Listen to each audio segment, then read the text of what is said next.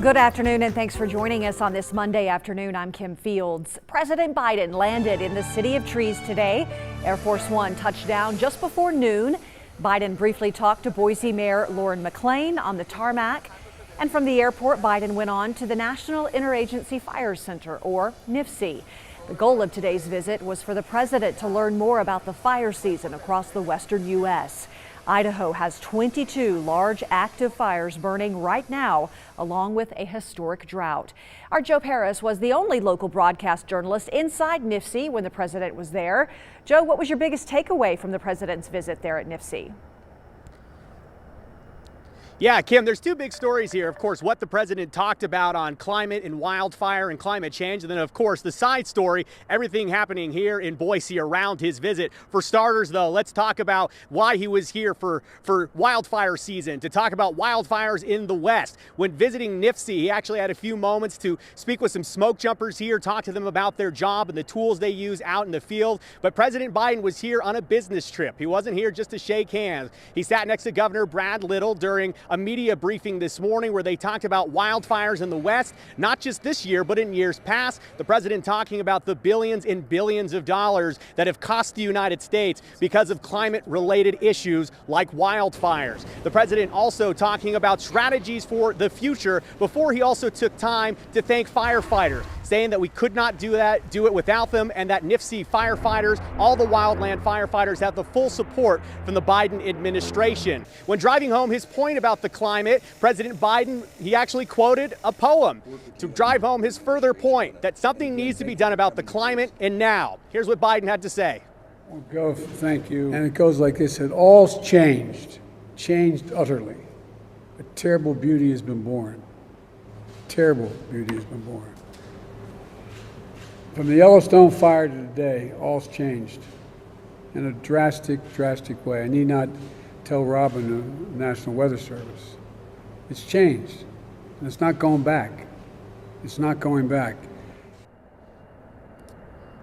And the president stayed on focus today as he headed to the state of California, where he took up some more fire briefings and learned more about the Calder fire burning in California. Important to note, the President Biden did note that in recent days and weeks, he knows that the state of Idaho and the city of Boise has seen a lot of smoke coming from the state of Oregon and California. Interesting note to me as I was watching the briefing unfold, as Governor Little was talking to the president appeared to be taking notes on what Governor Little had to say about forest management, about wildfire management, about resources and the partnership with the federal government. So it will be interesting to see in the coming days and weeks what President Biden and his team do on climate action and what type of proposals they have. And I'll be keeping an eye out to see if anything that Governor Little said ends up in Biden's final version of his plan. Of course, there was a lot going on here at NIFC throughout the day. It felt like a whirlwind of a day. The president was really only here for about 2 hours. In terms of the media side, that we were kind of behind the scenes, there was a lot of hurry up and waiting as the president landed, and then he moved into the briefing room. The local press was put in with the national pool, where they're very familiar how things go, and they really just move from town to town, city to city on a nightly basis. Of course, we're stuck in here tonight to cover it in Boise for you. But Kim, something that I know a lot of people will remember for a long time, of course, where we're standing right now, a lot of protests, strong words from the president as he heads off to California to continue his tour. He will be ending his tour this afternoon and evening in the state of California after talking about wildfires and climate control. He'll actually be out there with Governor Gavin Newsom, who's facing a recall election in the state of California. There is early voting there, but tomorrow is the final voting day. A lot happening here in Boise, and Joe Paris was just one of our reporters covering it. We'll get to the protesters that Joe mentioned in just a moment. Joe, thank you. Governor Brad Little, though, first we want to tell you this. He is weighing in after the president's visit. Joe mentioned he sat right next to the president during the briefing. In a statement, Little says, quote, "There is plenty I disagree with the president on right now, but today we came together to listen to one another and discuss solutions on wildfire. I spent my limited time with the president focusing on the incredible progress Idaho has made with collaborative initiatives, including the Good Neighbor Authority and shared stewardship. We have demonstrated that diverse interests can come together with the common goal of protecting lives and communities from wildfire, creating jobs, and improving the landscape." Little also thanks the president for taking the time to visit NIFC. He adds that he deeply appreciates our firefighters for their hard work and bravery. We want Biden to know he is no longer wanted. That is our success. We know there's no other real outcome that we can drive from this point.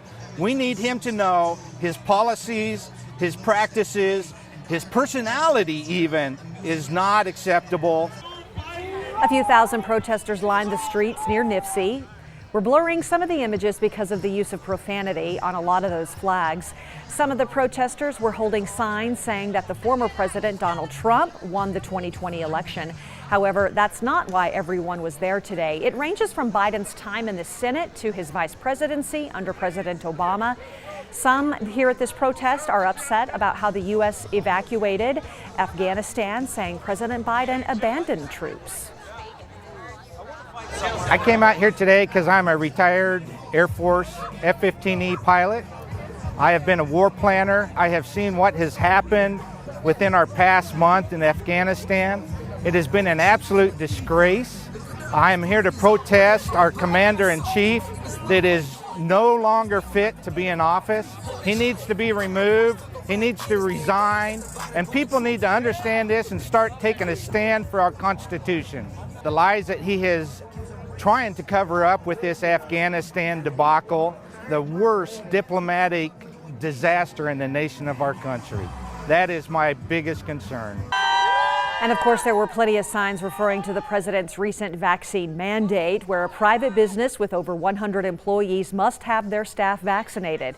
And some people are speaking in broader terms, saying they just don't like the president. Coming up in our next half hour at 4:30, we'll check back in to see what things look like there this afternoon. The Idaho GOP is weighing in on the president's visit. In a statement, they say it's a rare opportunity for the sitting president to visit Idaho, and they hope Biden will take the time to meaningfully engage Idahoans. The chairman of Idaho Republican Party is also posing 4 questions to the president. Tom Luna asks what the president's plan is to reduce fuel prices after stopping construction on the Keystone Pipeline. Number 2, touching on the Afghanistan conflict, Luna asks if the withdrawal was the only and best possible solution to remove U.S. troops. Luna also wants the president to describe how his recent vaccine and testing mandate for private companies does not violate 10th Amendment rights. And finally, Luna wants to know Biden's border security plan to quickly resecure U.S. borders and protect Americans.